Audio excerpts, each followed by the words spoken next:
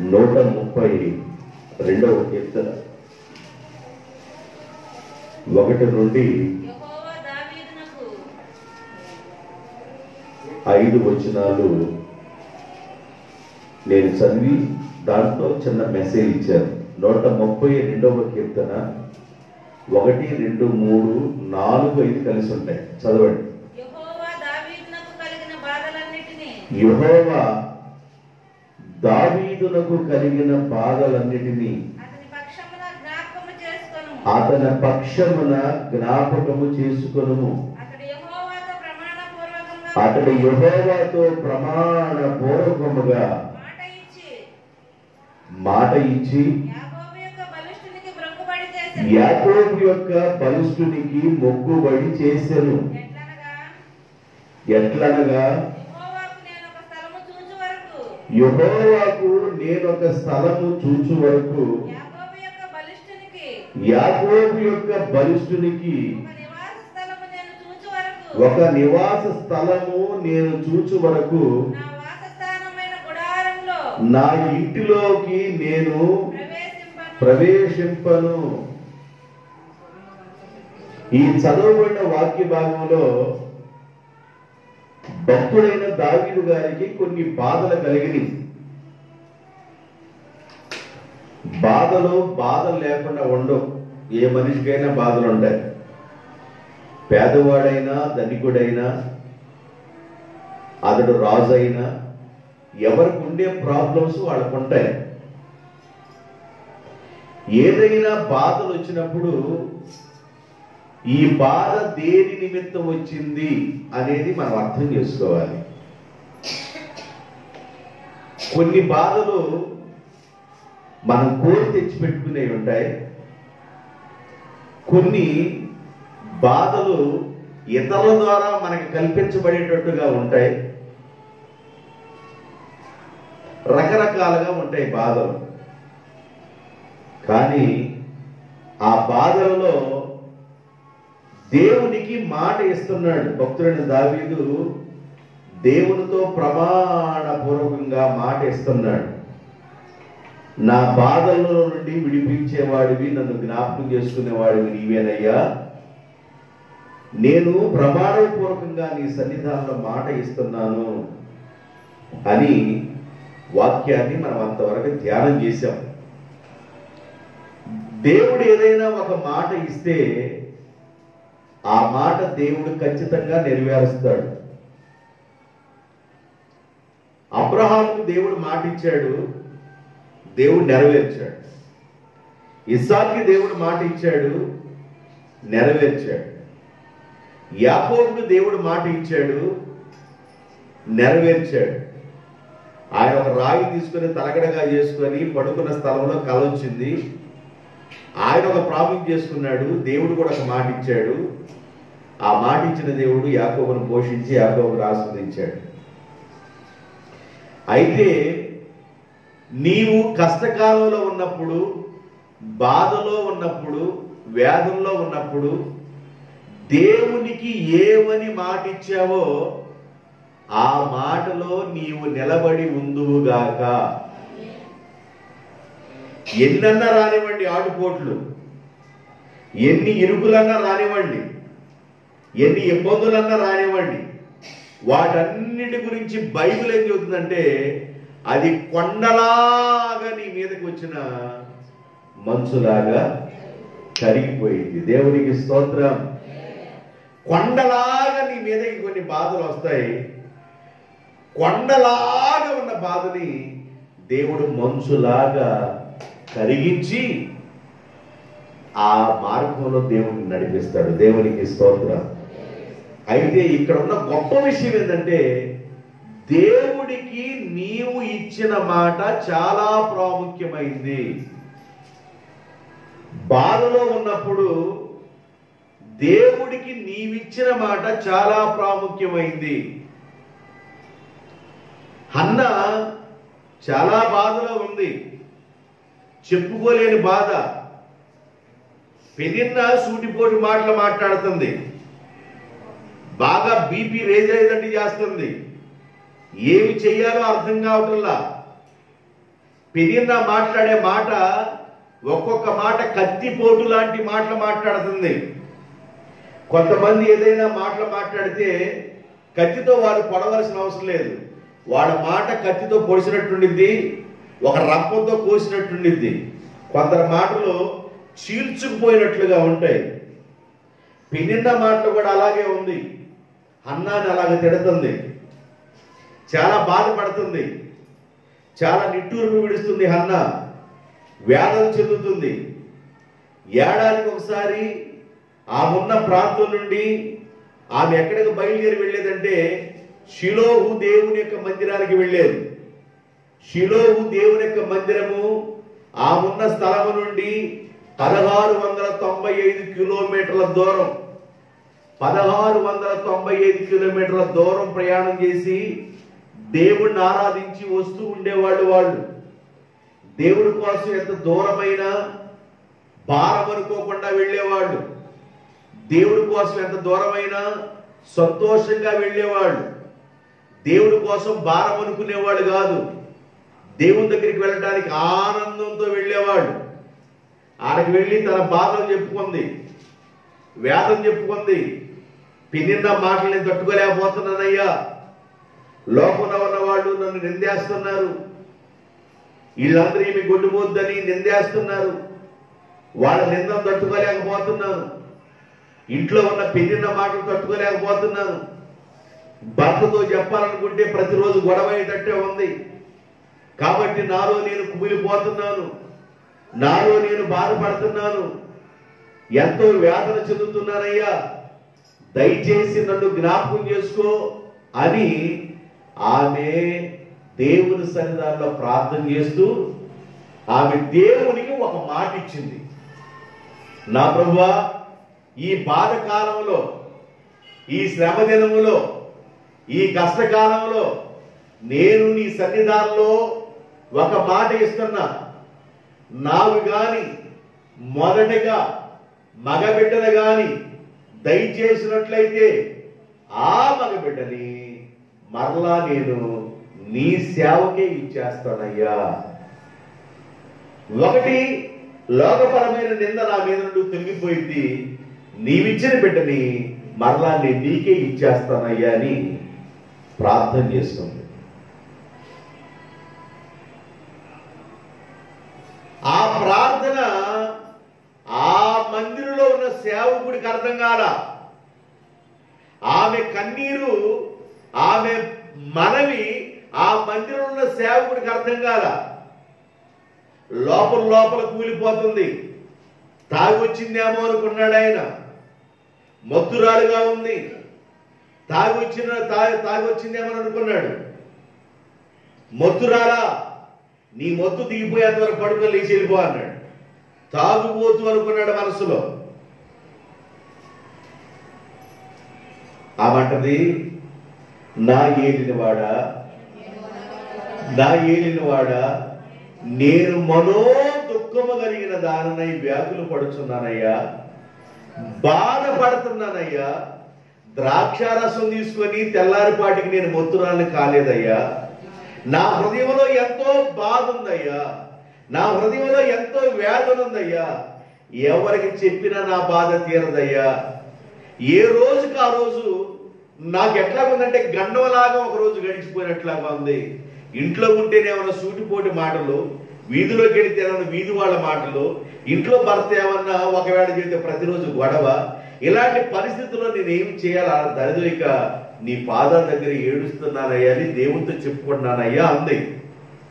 దైవజనుడు అన్నాడు, బాధపడి మనసులో అయ్యయ్యో తొందరపడి అన్నానేమో అనుకొని, నీవు ఏ విషయంలో బాధపడుతున్నావో, బాధ అనేది ఏ విషయంలో నీ కలుగుతుందో, నీ కంటి నుండి కన్నీరు కారటానికి, నువ్వు దుఃఖ ప్రాప్తురాలు కావడానికి ఏ విషయము నిన్ను పట్టి పీడిస్తుందో, నీ కన్నిటికి కారణమేందో, ఆ కారణములో దేవుడు నీకు న్యాయము జరిగించునుగాక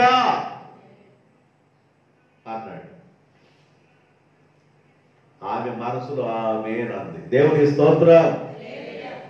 కన్నీరు తుడుచుకుంది, దైవజనుడు ఆమె చెప్పేశాడు. దేవుడు కూడా ఆ వాక్కు విన్నాడు. ప్రార్థన నుంచి లేచింది, కళ్ళనీళ్ళు చూసుకుంది. 1695 కిలోమీటర్ల ప్రయాణం చేసి ఇంటికి వెళ్ళిపోయింది. ఆయన భర్త ఆమె ఇంటికి వెళ్ళిపోయారు. ఇంటికి వెళ్ళిన తర్వాత దేవుడు ఇంటికి వెళ్ళిన తర్వాత రాత్రి ఆమెను జ్ఞాపకము చేసుకున్నాడు. దేవునికి స్తోత్రం.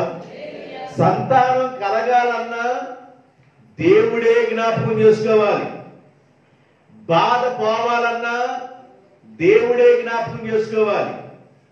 కన్నీరు తుడువబడాలన్నా దేవుడే జ్ఞాపకం చేసుకోవాలి.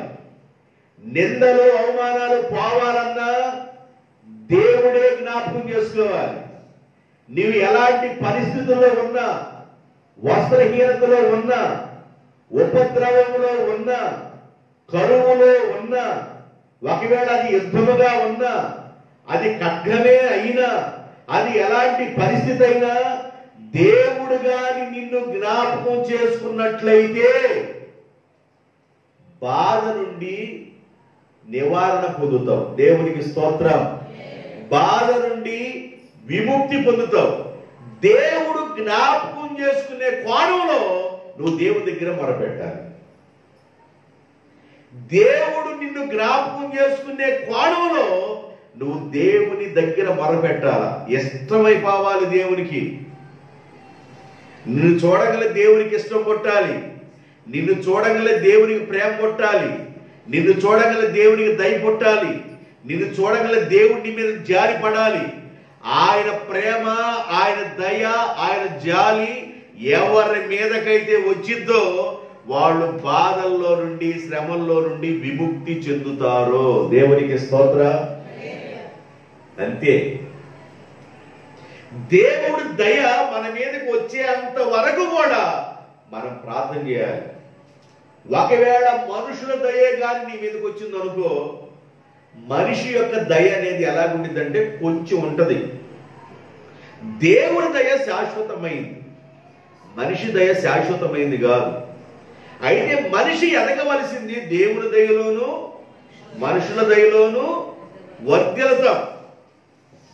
కాబట్టి బాధల్లో నుండి, శ్రమల్లో నుండి ఆయన బాధపడుతున్నప్పుడు దేవా నన్ను జ్ఞాపకం చేసుకొని నా పక్షమున ఉండి నన్ను జ్ఞాపకం చేసుకో. దేవా నేను ప్రమాణపూర్వకంగా నేను మాట ఇస్తున్నానయ్యా, నేను ఇచ్చిన మాటలో నేను నిలబడతా. దేవునికి స్తోత్రం. నీవు ఇచ్చిన మాటలో నీవు నిలబడాలి.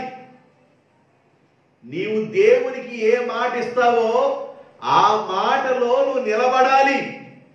అది ఎంత కష్టమైనా, అది ఎంత బాధ అయినా నీవు దేవుని కోసం గట్టిగా నువ్వు నిలబడితే నీ యొక్క స్థిరత్వాన్ని బట్టి దేవుడు అద్భుతం చేస్తాడు. కొందరు స్థిరులుగా ఉండలేరు, కొందరు దేవుని కోసం గట్టిగా నిలబడలేరు. వాడు ఎలాగుంటారంటే అలల చేత రేపబడినట్లుగా ఉంటారంట. అలా ఎలాగుండిద్ది? స్థిరంగా ఉండిద్దా? అలా అప్ అండ్ డౌన్స్ లో ఉంటది. అలా ఎగిసి పడుతుంటది, కింద పడుతూ ఉంటది. ఎగిసి పడుతూ ఉంటాయి, కింద పడుతుంటాయి. తరంగాల పోలిన వారుగా, అల పోలిన వారుగా ఉంటారు. యాకోబు పత్రిక చెప్తారు, యాకోబు పత్రికలో చెప్తాడు, మీరు ఎలాగున్నారంటే విశ్వాస విషయంలో ఆ స్థిరత్వం లేని వారుగా ఉన్నారంటాడు. అలల పోలిన వారుగా ఉంటాడంటాడు. అర్థమైందా? కాబట్టి దేవుని పిల్లగా ఉన్నవారు కనబడిందా? తిరిగేస్తా ఉండండి. విశ్వాస విషయంలో స్థిరంగా ఉండాలి. నీవిచ్చిన మాటలో దేవుని కోసం నిలబడాలి. ఆయన మాట ఇచ్చాడు, దేవుని కోసం నిలబడ్డాడు. ఇక్కడ ఎన్నో వచ్చిన 1:6 బైబిల్ పేపర్ మొత్తం చూస్తున్నారు అర్థాలు వేసుకొని. చూడండి 1:6. అతడు ఏ మాత్రమును సందేహించక, అతడు ఏ మాత్రమును సందేహించక విశ్వాసముతో దేవునిని అడగవలెను. ఒకవేళ సందేహాలతో ఉన్నట్లయితే గాలి చేత రేపబడి గాలి చేత రేపబడి ఎగిరిపడు సముద్రపు తరంగములను పోలియుందురు. ఒక మనిషి అంట స్థిరంగా లేడనుకో, దేవుని సన్నిధానంలో ఇచ్చిన మాటలో స్థిరంగా లేడనుకో, గాలి చేత రేపబడి ఎగిసిపడు తరంగములను పోలి ఉండును. ఎగిసిపడి మళ్ళీ డౌన్ అయిపోతుంది. మన విశ్వాసం అలా ఉండకూడదండి. మనం అలా ఉండకూడదు. మనం దేవుని పక్షాన ఒక ప్రమాణం కానీ చేస్తే ఆ ప్రమాణంలో నిలబడాలి. ఏమని ప్రమాణం చేస్తున్నాడు? నేను దేవుని కోసం ఒక నివాస స్థలం ఏర్పాటు చేసే అంతవరకు నా గుడారములో నేను ప్రవేశించను, నేను పడుకునే మంచం నేను ఎక్కను. అదే తీర్మానం చూడండి. దేవుని కొరకు ఒక నివాస స్థలము నేను ఏర్పాటు చేసే అంతవరకు నా గుడారములో, నా వాస స్థానమైన గుడారములో, నేను నివాసం చేసే ఇంటిలోకి నేను ప్రవేశించను, నా మంచము నేను ఎక్కను. మూడో విషయం ఏంది? నా కనులకు నిద్ర రానీయను, నా కనులకు కులుగుబాటు కూడా రానీయను. ఎంత తీర్మానం, ఎంత స్టాండర్డ్ గా తీర్మానం చేసుకున్నాడు చూడండి. దేవా, ఒక నివాస స్థలాన్ని నేను ఏర్పాటు చేసి అంతవరకు కూడా నా కనులకు నిద్ర రానీను, కులుగుపాటు రానీను, నేను పడుకునే మంచాన్ని నేను ఎక్కను, నా ఇంటిలో నా వాస స్థానమైన గుడారమును నేను ప్రవేశించను. యాకోబు యొక్క బలిష్ఠునికి మాట ఇస్తున్నాడు. దేవునికి స్తోత్రం. మన దేవునికి, బలిష్ఠుడైన దేవునికి ఒక మాట ఇస్తున్నాడు. దేవుడు బలిష్ఠుడు, బలమైన వాడు. దేవుడు ఎంత బలమైన వాడు అంటే కొండలను పర్వతాలను త్రాసులో తూయగలిగిన బలమైన వాడు, ఆకాశాన్ని చాపలాగా చుట్టగలిగిన వాడు, సముద్రాన్ని పిడికిడితో గుప్పుల్లో పట్టుకోగలిగిన వాడు, నక్షత్రాల్ని లెక్కించగలిగిన వాడు, వాడి సంఖ్య నీకు తెలుసు.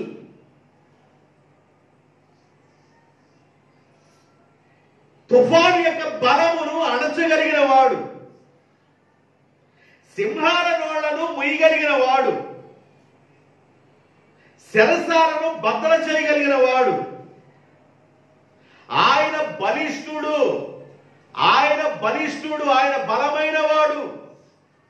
బలమైన దేవుని దగ్గర ఆయన ఏం చేసుకుంటున్నాడు? మొక్కుతున్నాడు. దేవునికి స్తోత్రం. బలిష్ఠుడైన దేవుని దగ్గర ఒక మొక్కుబడి చేసుకుంటున్నాడు. బలిష్ఠుడైన దేవుని దగ్గర ఆయన మనవి చేస్తున్నాడు. ఏమేమి మనవి చేశాడంటే, అయ్యా, నా వాసస్థానమైన గుడారములోకి నేను ప్రవేశించను, నేను పడుకునే మంచాన్ని నేను ఎక్కను, నా కనులకు నిద్ర రానియను, నా కను రెప్పలకు కురుగుపాటు రానియను అని 4 విషయాలు తీర్మానం చేసుకొని దేవునికి ఒక నివాస స్థలం ఏర్పాటు చేసి అంతవరకు ఇలా ఉంటారు. ఒక మనిషి ఏదైనా ఒక మాట అనుకుంటే అది సాధించాలండి. కొంతమంది దేవుని సంబంధమైన విషయాల్లో సాధకం చేయరు, లోక సంబంధమైన విషయాల్లో ఏం చేస్తారంటే సాధిస్తారు, సాధిస్తూనే ఉంటారు. ఇదిగో 15 సంవత్సరాల నుండి తెరలుతుంది కడుపులో. ఎన్ని సంవత్సరాలు నుండంట? 17 సంవత్సరాల నుంచి ఉన్న నీ మీద కడుపు కోత తిరుగుతానే ఉంది. ఇది 20 సంవత్సరాల క్రితం పగా. సాధిస్తానే ఉంటారు. 20 సంవత్సరాల నుండి 15 సంవత్సరాల నుండి సాధిస్తానే ఉంటారు. అదిగా దీనికి ఒక ఆత్మీయుడికి ఉండవలసిన రోషం, ఆధ్యాత్మిక జీవితంలో, బాప్తిజం పొందిన వ్యక్తి జీవితంలో, దేవుణ్ణి నమ్ముకున్న వ్యక్తి జీవితంలో, దేవుని పాదాల దగ్గర ఉన్న వ్యక్తి జీవితంలో ఉండవలసిన పౌరుషం, రోషం ఏంటంటే దేవుని కొరకు నువ్వేదైనా ఒకటి సాధించాలి. దేవుని దగ్గర ఏదైనా ఒక వరాన్ని సంపాదించాలి. దేవుని దగ్గర ఏదైనా ఒక వాగ్దానాన్ని నువ్వు పొందాలి. దేవుని కొరకు నువ్వు కానుకవ్వాలి. దేవుని కొరకు నువ్వు ఒక సాధనం అవ్వాలి. ఆయనకు ఉపయోగపడాలండి. పిల్లలు పెరిగి పెద్దోళ్ళు అయ్యి తండ్రికి ఉపయోగపడకపోతే ఆ పిల్లల వల్ల ఉపయోగం ఏమన్నా ఉందా? పిల్లలు పెరిగి పెద్దవాళ్ళు అయిన తర్వాత కన్న తండ్రికి కన్న తల్లికి ఉపయోగపడకపోతే ఆ పిల్లల వల్ల ఉపయోగం ఉందా?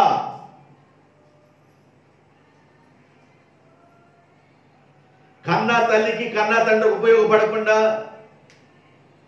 శుభ్రంగా ఇస్త్రీ బట్టలు నలగకుండా ఇక రెపరెపలాడుతా తూనిగా తిరుగుతున్నట్టు తిరుగుతూ ఉంటే, ముఖానికి పౌడర్ తగ్గకుండా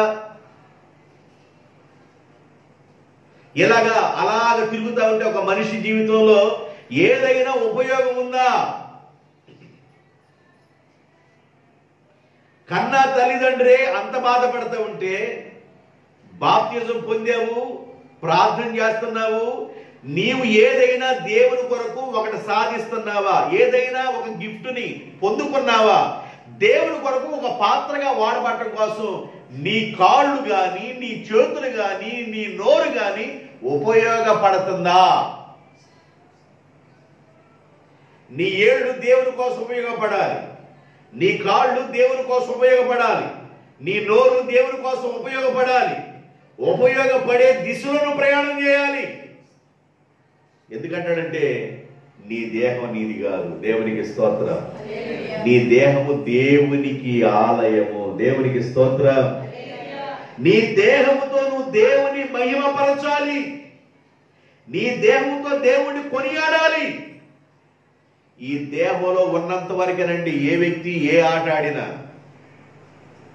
ఈ దేహంలో ఉన్నంత వరకే ఒక మనిషి ఏ ఆట ఆడినా, దేహంలో ఉన్న దీపం బయటకు వచ్చిన తర్వాత మనిషికి ఉపయోగం ఉండదు. వెంటనే ఆ మనిషి యొక్క ఎంత సంపాదించినా ఒక టెంట్, ఒక మంచం, ఆ మంచం కూడా స్టాండర్డ్ మంచం వేరు, కుక్కి మంచం ఒకటి వేస్తారు. అమ్మా బాక్స్ తర్వాత ముందు మంచం వేయాలి.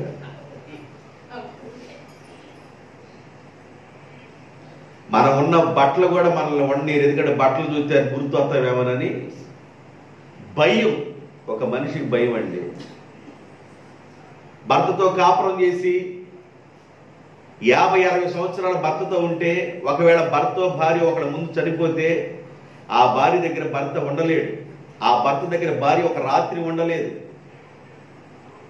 ఒక రాత్రి అంతా భర్త దగ్గర కూర్చొని ఒంటరిగా ఉండాలంటే ఆ భార్య ఉండలేదు. భయం. 50 సంవత్సరాలు కాపురం చేసే ఓ భర్తతో ఒకవేళ యజమాని దాటిపోతే ఆ యజమాని దగ్గర ఒంటరిగా ఒక రాత్రి గడపలేదు. అంత భయం.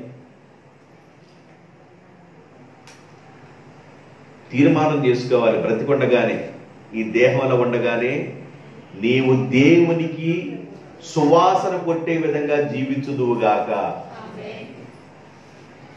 దేవునికి ఉపయోగపడే విధంగా జీవించుదువుగాక. భూమిలో ఒక మొక్క పెట్టామండి. భూమిలో మొక్క పెట్టిన తర్వాత ఆ చెట్లు పూలు పోస్తూ ఉంటే నీకెంత ఆనందం. భూమిలో పెట్టిన మొక్క ఏమైంది? అబ్బా ఏమి కాస్తుందండి పూలు. భూమిలో పెట్టిన మొక్క ఎదిగిన తర్వాత ఏడాదికి ఎంత బాగా పెరిగింది. 2వ సంవత్సరం 3వ సంవత్సరం వచ్చేసరికి పంట వస్తే ఎంత ఆనందం. భూమిలో మొక్క పెట్టిన తర్వాత 8, 9, 10 సంవత్సరాలు అయిన తర్వాత కూడా ఒక్క పిండి కూడా లేకపోతే ఆ రైతు ఎంత బాధపడతాడో దేవుడు కూడా అంతే.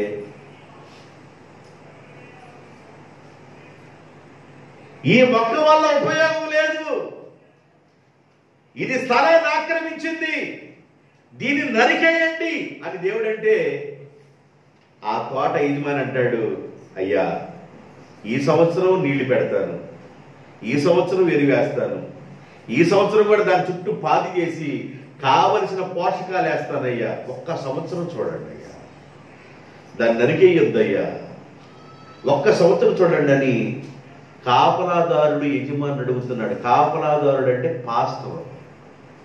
ఒక విశ్వాస గురించి బతిమలాడుకుంటా ఉంటాడు.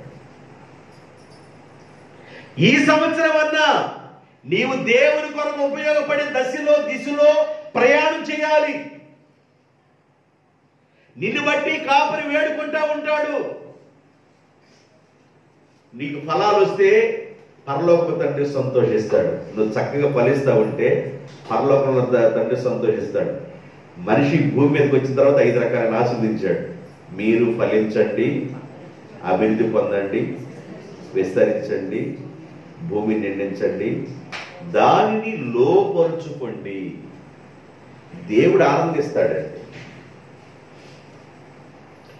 నేను దేవుడి కొరకు ఒక నివాస స్థానము సంపాదించేంత వరకు కూడా నా వాసస్థానమైన గుడారములోకి నేను ప్రవేశించను. నేను పడుకునే మంచాన్ని నేను ఎక్కను. నా కనులకు నిద్ర రానియను. నా కనురెప్పలకు కునుగుపాటు కూడా నేను రానినని యాకోబు యొక్క బలిష్ఠుని దగ్గర ఒక తీర్మానం చేసుకుంటున్నాడు భక్తుడు. ఆ బలిష్ఠుని గురించి బైబిల్ ఏం చెబుతుందో ప్రకటన గ్రంథం 10వ అధ్యాయము 1వ వచనం. ప్రకటన గ్రంథం 10వ అధ్యాయము 1వ వచనం. బలిష్ఠుడైన వేరొక దూత పరలోకము నుండి దిగివచ్చుట నేను చూసింది. బలిష్ఠుడైన దూత మేఘమును ధరించుకొని ఉండెను. ఆయన శిరస్సు మీద ఇంద్రధనుసు ఉండెను.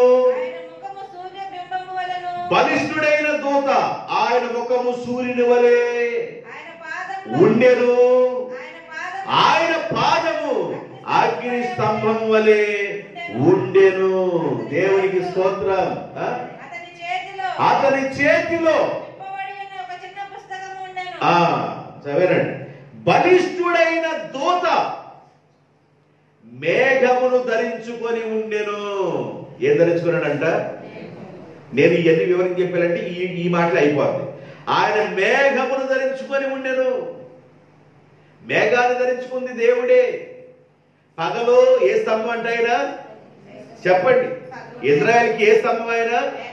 ఎవరైనా మేఘస్తంభం. బలిష్ఠుడైన దేవుడు, బలిష్ఠుడైన దేవుడు ఇజ్రాయెల్ ప్రజలకు పగలు మేఘస్తంభము. దేశమంతా వర్షం లేకుండా కరువుతో అలమటిస్తూ ఉంటే 3.5 సంవత్సరాల తర్వాత ఏలియా ప్రార్థన చేసినప్పుడు ఏలియా 7 మార్లు ప్రార్థించగా 7వ మారు సముద్రములో నుండి అరిచేతి అంత మేఘము, ఎంత మేఘం అంట? అరిచే అంత మేఘము సముద్రంలో నుండి ఆకాశం వైపు లేకపోవడం చూసి తిని ఆ అరిచే అంత మేఘం అలా పెరిగి దేశమంతా వర్షం ఇచ్చింది. ఆయనే బలిష్ఠుడైన దేవుడు. దేవునికి స్తోత్రం. ఆ బలిష్ఠుడైన దేవుడు రేపు రాకడలో ఆయన ఏ వాహనం మీద తీసుకొని పోబోతున్నాడంటే తన బిడ్డల్ని మేఘాల మీదే తీసుకొని పోబోతున్నాడు. దేవునికి స్తోత్రం. యేసు రాజుగా వచ్చుచున్నాడు, భూలోకమంతా తెలుసుకుంటారు. యేసు రాజుగా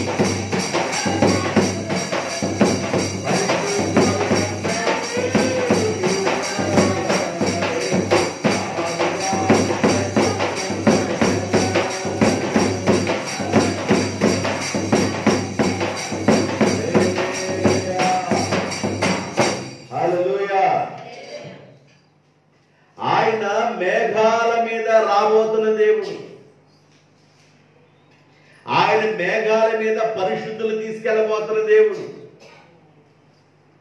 మేఘము ద్వారా వర్షము రప్పించగలిగిన దేవుడు, ఆయన పగలు మేఘస్తంభంలో నడిపించే దేవుడు, పగలు ఎండ దెబ్బైనను రాత్రి వెన్నెల దెబ్బైన తగలకుండా ఆయన నిన్ను నడిపించే దేవుడు. ఆ బలిష్ఠుడైన దేవుడు ఎలాగున్నాడంటే ఆయన మేఘమును ధరించుకొని ఉన్నాడు. ఏం ధరించుకున్నాడంట? మేఘము. ఆయన శిరస్సు మీద ఇంద్రధనుస్సు ఉంది. ఏముందంట? ఇంద్రధనుస్సు. 7 రకాలైన కలర్స్. అప్పుడప్పుడు మేఘంలో ఇంద్రధనుస్సు పడతా ఉంటది. ఆ ఇంద్రధనుస్సు పడ్డప్పుడు ఆయన తల మీద ఉన్న ఇంద్రధనుస్సు అని చెప్పాలి. దేవుడు ఏం చేశాడంటే ఇంద్రధనుస్సుతో ఒక నిబంధన చేసుకున్నాడు. ఇదిగో నేను మీతో చేసుకున్న నిబంధన ఇదే. ఈ ఇంద్రధనుస్సు మీరు చూసినప్పుడు నేను మీతో నిబంధన చేసుకున్న దేవుడిని గుర్తు చేసుకోండి అన్నాడు. ఆయన తల మీద ఇంద్రధనుస్సు ఉంది. బలిష్ఠుడైన దేవునికి తల మీద ఇంద్రధనుస్సు గుర్తు కనబడుతుంది. ఆయన ముఖము సూర్యుని వలె ప్రతిబింబిస్తూ ఉంది. దేవుని యొక్క ముఖం సూర్యునిలాగా ప్రకాశిస్తుంది. యేసు ప్రభు ప్రార్థన చేయడానికి కొండ మీదకి వెళ్ళాడు. పేతురు, యాకోబు, యోహానుని వెంట పెట్టుకొని వెళ్ళాడు. ప్రార్థన చేస్తూ ఉండగా పేతురు, యాకోబు, యోహానులు కునికి నిద్రపోతా ఉన్నారు. యేసు ప్రభు ప్రార్థన చేస్తా ఉన్నాడు. ఆయన ప్రార్థన చేస్తూ ఉండగా మత్తయి సువార్త 17వ అధ్యాయము 1-2 వచనాల్లో ఆయన ప్రార్థించుతూ ఉండగా ఆయన ముఖ రూపము మారెను. ఆయన వస్త్రములు తెల్లగా ధగధగా మెరియుచుండెను.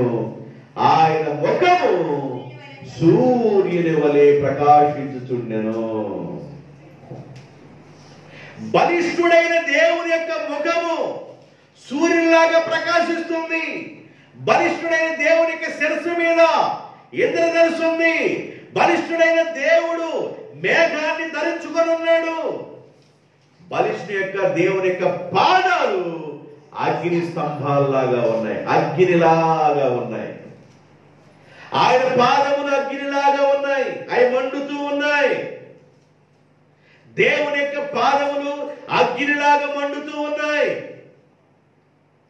మోషే కొండ మీదకి వెళ్ళినప్పుడు దేవుడు అంటాడు, నీ పాదాలకున్న చెప్పులు అక్కడ విడిసిరా, ఇది పరిశుద్ధమైన స్థలం అని మండుతున్న పదలో దేవుడు మాట్లాడుతూ ఉన్నాడు. ఒక స్వరం వినబడుతుంది. పద కాలిపోవట్లేదు, పద మండుతూ ఉంది. ఆయన అగ్ని అయి ఉన్న దేవుడు, ఆయనే బలిష్ఠుడైన దేవుడు.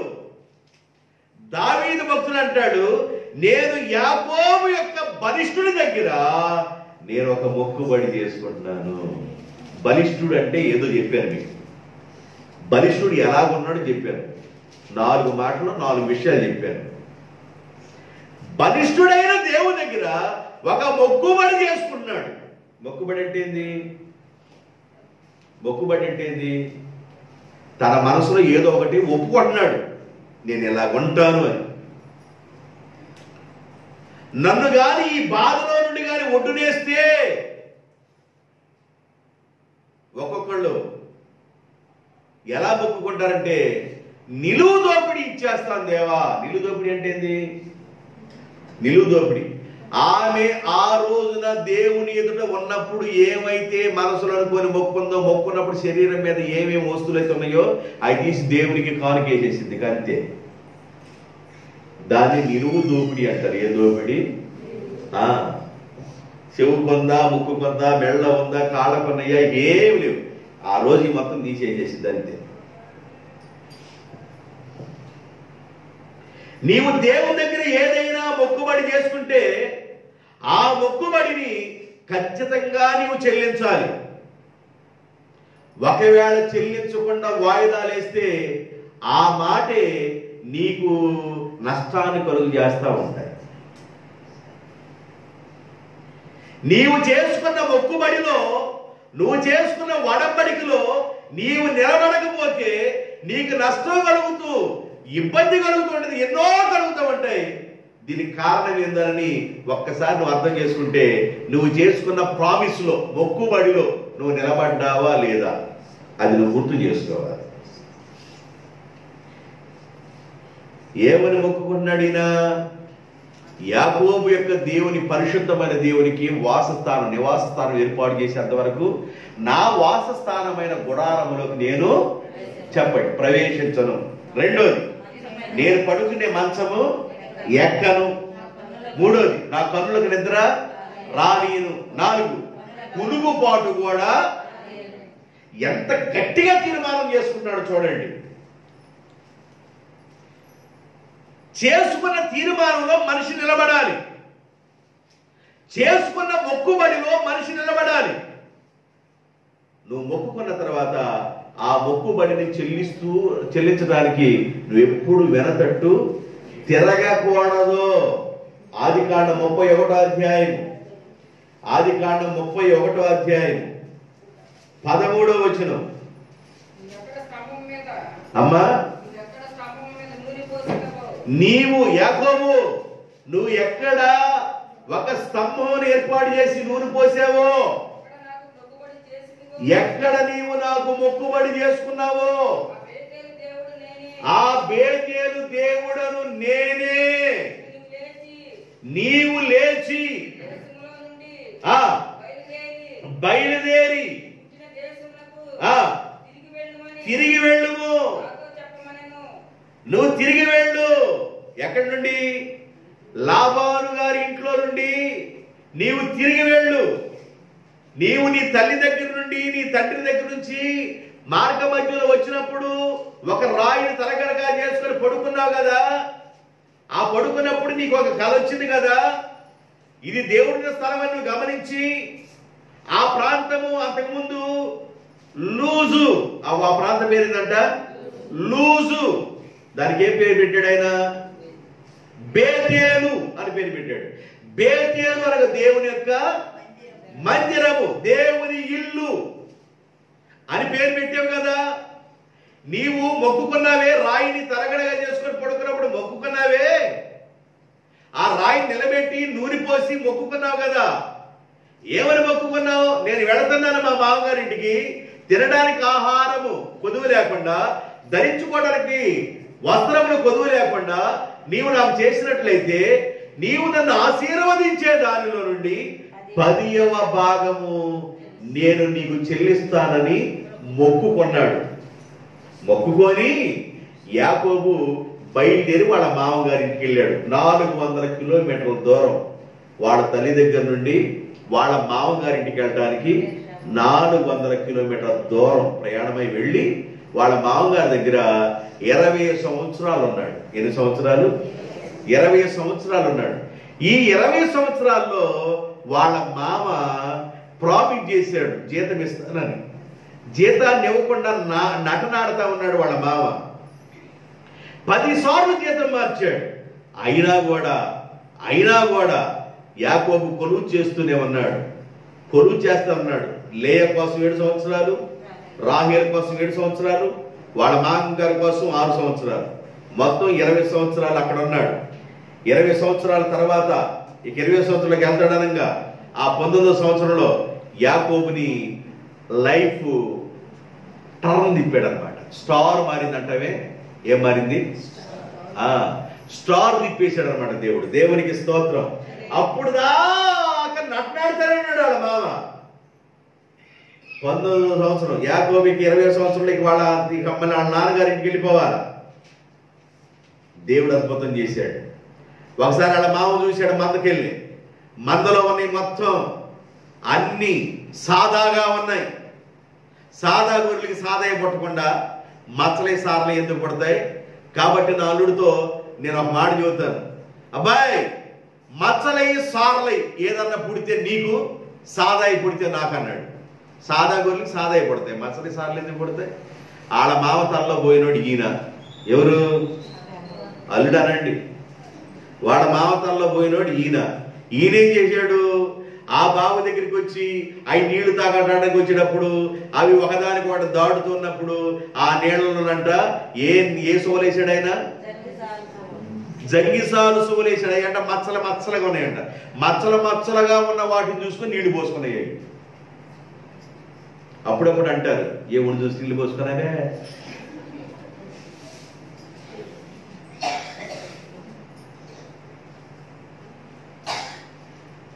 ఆ నీళ్లు పోసుకునే టైంలో అందుకని బెడ్రూమ్లో రకరకాల పిల్లల ఫోటోలు పెడతారు. ఇంటిలో ఉన్నవాడు పొల్లు పెట్టారు, ఇంటికి లేని వాళ్ళు పెడతారు, రకరకాల ఫోటోలు పెడతారు. ఫోటోలు చూసి నీళ్లు పోసుకోవడం ఏందని ఏమన్నా ఆ మచ్చలు పొడలు చూసి జగ్గిసాక్షి వాళ్ళని చూసి నీళ్లు పోసుకున్నాయి. దేవుడికి స్తోత్రం. ఇక అవి ప్రసవించే సమయానికి, అవి వీరే సమయానికి అన్ని మచ్చలే సార్లయే పుట్టి, దేవుని స్తోత్రం. గట్టిగా చప్పట్లు పడతాం దేవునికి. అన్ని మచ్చలే సార్లయ్యే. మా వచ్చి చూసేదానికి సాదా గొర్రెలన్నీ మచ్చలయ్యే పొడలే సార్లే పుట్టి ఈయనున్నాయి. ఓ అన్నయ్యే.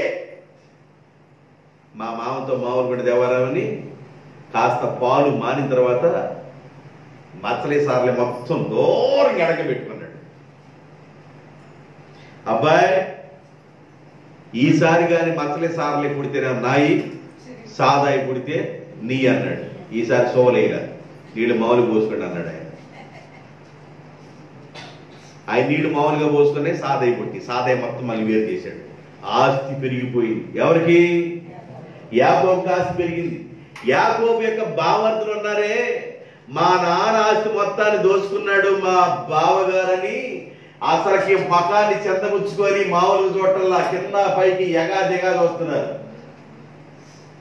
యాకోబు అన్నాడు భార్య దగ్గరికి వెళ్ళి, బావర్తుల ముఖం చూస్తుంటే నిన్న మొన్న చూసినట్లు లేదు, ముఖం తేడాగా ఉంది, చీమల పావులు పారాడుతున్నట్టు ఉన్నాయి. కాబట్టి నా దేవుడు రాత్రి నాతో మాట్లాడాడు.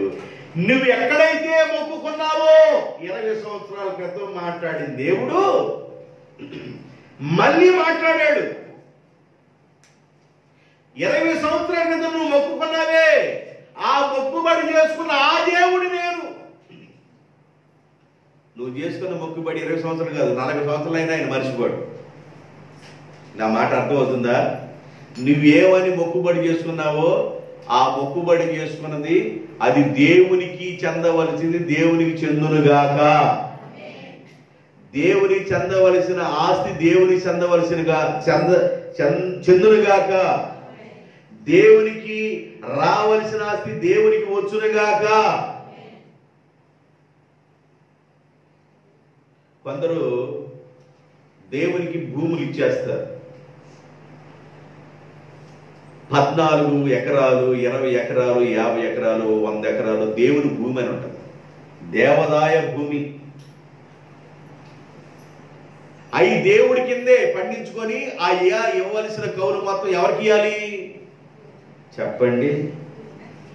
ఎవరికి ఇవ్వాలి? దేవుడికే ఇవ్వాలి.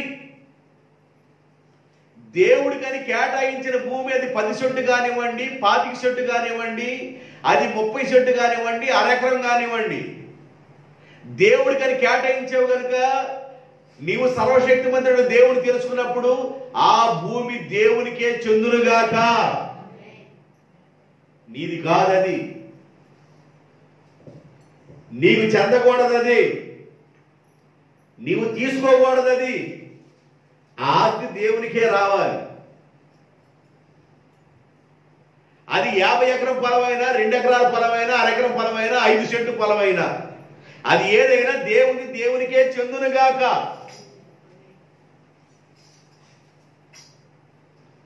దేవుని ఆస్తిని మనం తీసుకోకూడదు. దేవుని ఆస్తిలో మనం చేయకూడదు. 20 సంవత్సరాల క్రితం నువ్వు మొక్కుకున్నావే యాకోబు, ఆ మొక్కుబడి చేసుకున్న ఆ దేవుడు నేనే. నువ్వు బయలుదేరి ఇక్కడ నుండి ఇక మీ నాన్న దగ్గరికి వెళ్ళిపోవాలి. 20 సంవత్సరాల తర్వాత బాగా దేవుడు ఆశీర్వదించాడు. ఎంతగా ఆశీర్వదించాడంటే మితి లేని ఆశీర్వాదం యాకోబుకి వచ్చింది. ఏమని మొక్కుకున్నావు యాకోబు అని దేవుడు అడిగితే నాకు ఇచ్చు యావత్తులో 10వ భాగం నేను దేవునికి ఇస్తాను. దేవునికి స్తోత్రం. హల్లెలూయా. ఏమండి, నమ్మకంగా ఉన్నావు. దేవుడు 2000 రూపాయలు జాబ్ ఇచ్చాడు, 200 నమ్మకంగా ఉన్నావు. దేవుడు 10,000 రూపాయలు జాబ్ ఇచ్చాడు, 1000 రూపాయలు నమ్మకంగా ఉన్నావు. నీ నమ్మకత్వాన్ని బట్టి దేవుడు 50,000 శాలరీ ఇచ్చాడు, అప్పుడు 5,000 కూడా నమ్మకంగా నువ్వు ఉందువుగాక. 1,00,000 రూపాయలు శాలరీ ఇచ్చాడు, 10,000 దేవునికి ఇవ్వాలి. నెల నెలకి 10,000 పాస్టర్ గారికి ఇయ్యాలా? నెల నెలకి నేను తీసుకొచ్చి పాస్టర్ గారికి 10,000 ఇయ్యాలా? నెల నెలకి నాకు జీతం 50,000 అయితే 5,000 తీసుకొచ్చి నేను పాస్టర్ గారికి ఇయ్యాలా? నెల నెలకి నాకు 20,000 వస్తే నేను తీసుకొచ్చి పాస్టర్ గారికి ఇయ్యాలా?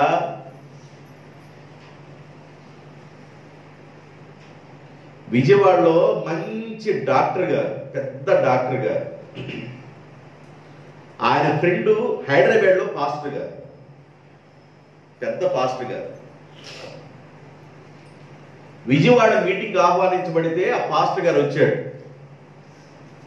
నా ఫ్రెండే కదా వచ్చింది విజయవాడ అని డాక్టర్ గారు ఆ మీటింగ్కి వెళ్ళాడు. ఈయన కూడా ఆయన ఫ్రెండ్, మెసేజ్ విన్నాడు, వాక్యాన్ని విన్నాడు. విన్న తర్వాత స్నేహితుడు కదా, యారా అనుకుంటారు కదా, ఈరోజు మా ఇంటికి వెళ్దారా అంటే, సరే ఆ పిలిచిన వాళ్ళు అన్నాడు, మా ఫ్రెండ్ వాళ్ళ ఇంటికి వెళ్తున్నాను ఈరోజు, రేపు నేను కలుస్తానని ఫ్రెండ్ వాళ్ళ ఇంటికి వెళ్ళాడు.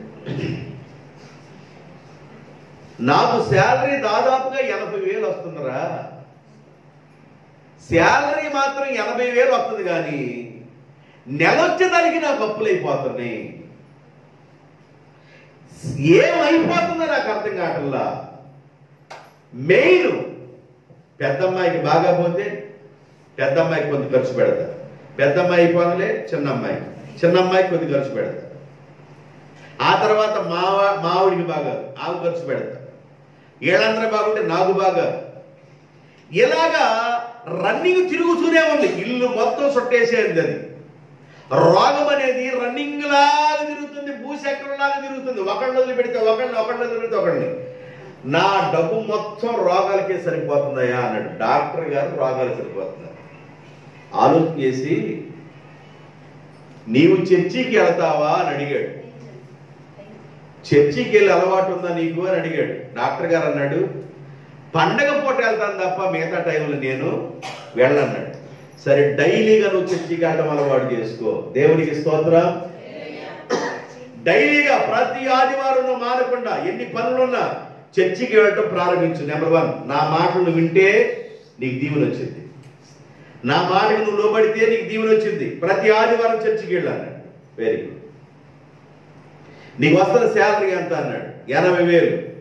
80,000లో నువ్వు దశంభాగం ఉంది. ఎంత తీయాలి? 8,000. 80,000లో దశంభాగం 8,000 తీసి చర్చిలో కానుకేసిరా. ఒరే, నాకు ఇప్పుడు 8 లక్షల బాకీ ఉంది. ఎంత బాకీ ఉందంట? వస్తుంది ఏమని 80,000, బాకీ ఉంది అని 8 లక్షలు. దాంట్లో నువ్వు మళ్ళీ 8,000 తీయమంటున్నావు. మళ్ళీ నెలలో రోగానికి నొప్పులు ఏంది, ఈ రోగానికి మళ్ళీ నేను దిద్దుకోవడం సరిపడలేదు. నువ్వు చెప్పేది భలే ఉంది అన్నాడు. ఇది అయ్యే పని కాదన్నాడు. అయితేనే నువ్వు దీవించబడతావు. నా మాట వింటే దీవించబడతావు, లేకపోతే నీ ఇష్టం, నీ కష్టం నువ్వు పడని చెప్పేసి ఆ తెల్లారి ప్రార్థన చేసి వెళ్ళిపోయాడు. రాత్రి ఉన్నాడు, ప్రార్థన చేసి వెళ్ళిపోయాడు. ఆడ ఫ్రెండ్ చెప్పిన మాట ఆయన హృదయంలో తిరుగుతా ఉంది. చర్చికి గట్ట వెళ్తానికి ప్రారంభించాడు. ఆదివారం బిర్యానీ తిని, ఆదివారం చక్కగా పడుకోవలసిన వాడు మటన్ బిర్యానీ, దమ్ము బిర్యానీ తిని చక్కగా పడుకోవలసిన బిడ్డ చక్కగా చర్చికి వెళ్ళడం ప్రారంభించాడు. బొచ్చిలో ఏదో చక్కగా పొలుసులు తీసేసి వండుకొని తినవలసిన చేపల కూరని వీటన్నిటిని కాస్త పక్కన పెట్టి చర్చికి వెళ్ళడం ప్రారంభించాడు. దేవునికి స్తోత్రం. వెళ్తా అక్కడ వెళ్ళా ఫ్యామిలీ మొత్తాన్ని కదలండి కరుణ రథం అన్నాడు. ఏ రథం? కరుణ రథం, కదలండి అన్నాడు. రథాన్ని మొత్తం కదిలించాడు. పెద్దమ్మాయి వస్తున్నా నాన్న, చిన్నమ్మాయి వస్తున్నా నాన్న, కదలండి. చిన్న గూడ్సు బడిలా గడ్డు గారు కూడా చర్చికి వెళ్ళాడు. డాక్టర్ గారు భార్య, డాక్టర్ గారి పిల్లలు మామూలుగా వెళ్తారా?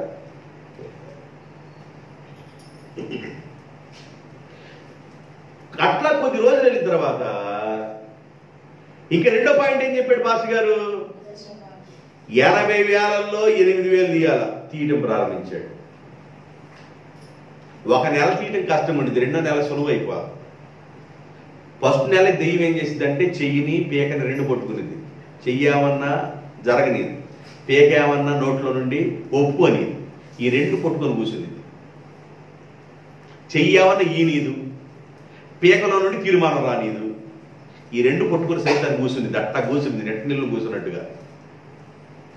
ఎట్టాగో పీకలో నుండి స్వరం వచ్చింది, ఇద్దామని చేతులు జాపాడు, ఇచ్చాడు. 1 year అయిపోయింది, 2 సంవత్సరాలు అయిపోయింది. ఇలాగా చేస్తూ ఉన్నాడు. ఇంట్లో ఉన్న రోగాలన్నీ తగ్గుముఖం పట్టి దేవునికి స్తోత్రాలు. గట్టి చెప్పండి హల్లెలూయా. 80,000 ఏ దోమలో వెళ్తుందో అర్థం కాని 80,000 దేవుడికి దశమ భాగం ఇస్తూ తను దేవుడికి భయపడుతూ దేవుడి దగ్గరికి వెళతా ఉన్నప్పుడు ఆ రోగాలకు వాడే వీటన్నిటి పెట్టే ఖర్చులు మొత్తం ఆగిపోయింది. డబ్బులు స్టాక్ అవుతుంది, అప్పు తీర్చుకుంటామన్నాడు. 8 లక్షల అప్పు తీరిపోయింది. దేవుడి గట్టిగా స్తోత్రం చెప్పండి హల్లెలూయా. 8 లక్షల అప్పు తీరిపోయింది. దేవుడు లేకపోతే 8,000 అప్పు కూడా తీరదు. దేవుడు జోక్యం చేసుకోకపోతే 8,000 అప్పు కూడా తీరదు. రేబాయ్ 8,000 తీసుకుని ఎంతకాలం అయిందిరా? 8 సంవత్సరాలేగా. 8 సంవత్సరాలు అంట.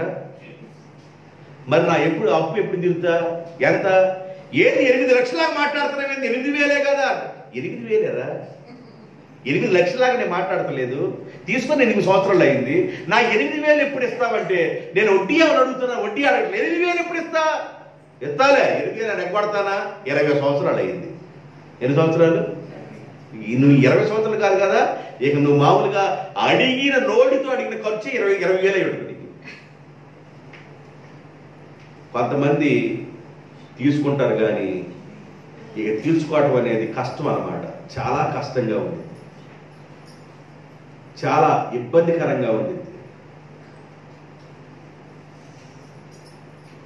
రంపతోటి యేసురత్నం గారి బాధ్యతలు అలాగే అయిపోయింది. లైవ్లో విందురుగా ఎవరి బాధ్యలంట? రంపతోటి యేసురత్నం గారు యూనివర్సిటీ సీనియర్ క్లర్క్ అయిన బలుసులపాలెం అల్లుడు బలుసులపాలెంలో ఇచ్చిన డబ్బులు ₹1 రాలా, ఇవ్వలా. మీ కుటుంబానికి అది దరిద్రం.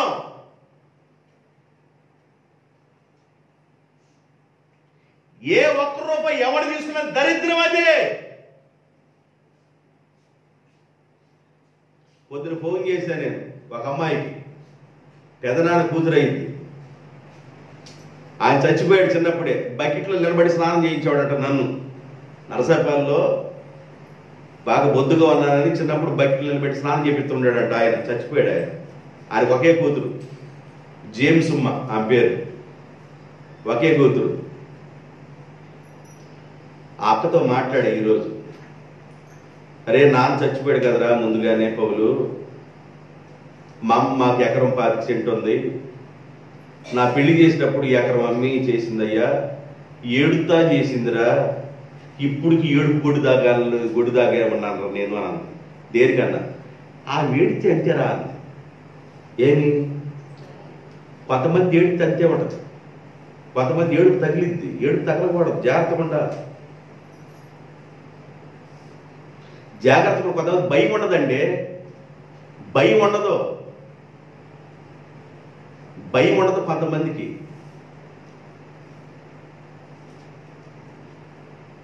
జాగ్రత్తగా ఉందురుగాక. ఆమె చెప్పండి, జాగ్రత్తగా ఉందురుగాక.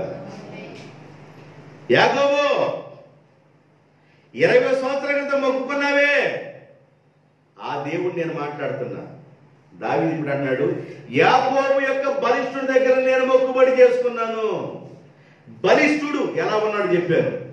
మొక్కుబడి చేసుకున్నాడంట.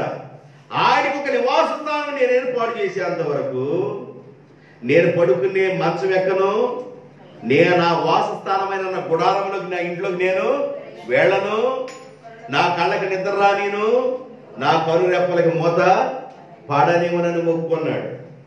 మొక్కుబడి చాలా ఇంపార్టెంట్. నీవు ఏమి మొక్కుకున్నావో 20 సంవత్సరాలైనా కూడా దేవుడు దాన్ని మరలా గుర్తు చేస్తున్నాడు, మరలా గుర్తు చేస్తున్నాడు, మరలా గుర్తు చేస్తున్నాడు.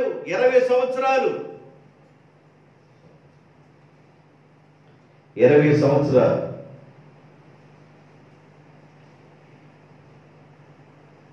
ఇంటికి వచ్చేసాడు. ఇంటి దగ్గర ఫ్రీగా ఉన్నాడు. ఇంటి దగ్గర దేవుడు మాట్లాడుతున్నాడు, ఏ స్థలంలో మొక్కుకున్నావో ఆ మొక్కుబడి చెల్లించుకో అన్నాడు. దేవునికి స్తోత్రం. బాయ్, ఇంట్లో వాళ్ళందరూ శుభ్రంగా స్నానం చేయండి, కొత్త వస్త్రాలు వేసుకోండి అని వెళ్ళిపోయి, ఏ స్థలంలో నేను మొక్కుకున్నానో ఆ మొక్కుబడి చెల్లించొద్దామని వెళ్ళిపోయాడు. ఆ స్థలంలో బలిపీఠం కట్టాడు, దేవుడికి మొక్కుకున్న మొక్కుబడిని చెల్లించుకున్నాడు. తిరిగి వస్తుండగా దేవుని ప్రసన్నత, దేవుని మహిమ యాకోబు చుట్టూ, తన కుటుంబం చుట్టూ మహిమ, దేవుని మహిమ కమ్ముకుంది. దేవునికి స్తోత్రం. దేవుని మహిమ కమ్ముకుంది.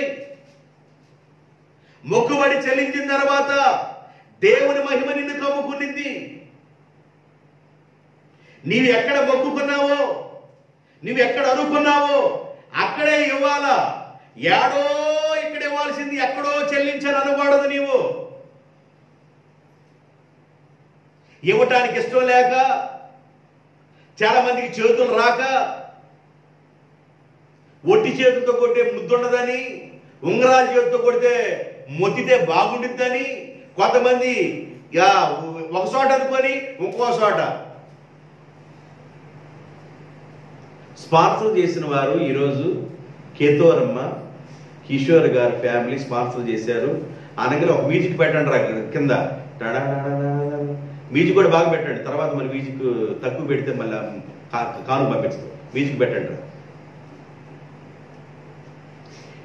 ఈ మెసేజ్కి టీవీ స్పాన్సర్ చేసింది 10,000 రూపాయలు. కేతోరమ్మ పలానా కిషోర్ కలిసి స్పాన్సర్ చేశారని మ్యూజిక్ టపా టపా టపా కొడతారు. వీళ్ళే చర్చి, ఏ చర్చి? వీళ్ళేది ఏమన్నా ఇళ్ళ దగ్గర ఉన్న చర్చి, స్పాన్సర్ చేసింది ఏమన్నా వీధిలో ఉన్న చర్చి, బీవేసి పెంచుతుంది ఏమన్నా ఒకళ్ళు, కోడిగుడ్డు పెట్టింది ఏమన్నా ఇంకో చోట.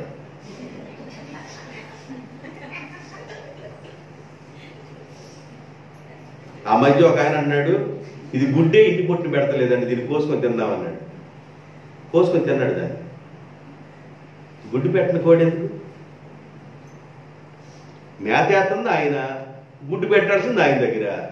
పెట్ల బాధ వచ్చేసింది. ఏసై అన్నాడు దాన్ని.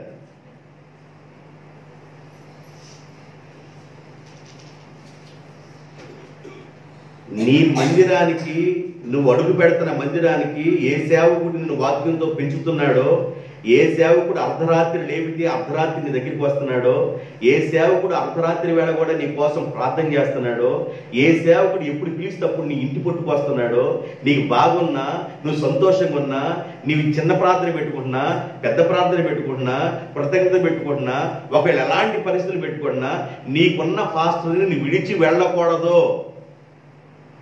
నువ్వు వేసుకున్న నీకున్న పాస్టర్ ఒకవేళ మామూలుగా సాదా సీదా బట్టలు వేసుకుండొచ్చు, అవతల పాస్టర్ కోటు సూట్ వేసుకుండొచ్చు. కోటు సూట్ వేసుకున్న జేబులు నువ్వు వెళ్ళి పెట్టకూడదు. నీ మందిరానికి, నీ సేవకునికి అవి చెందులుగాక. దేవునికి స్తోత్రం.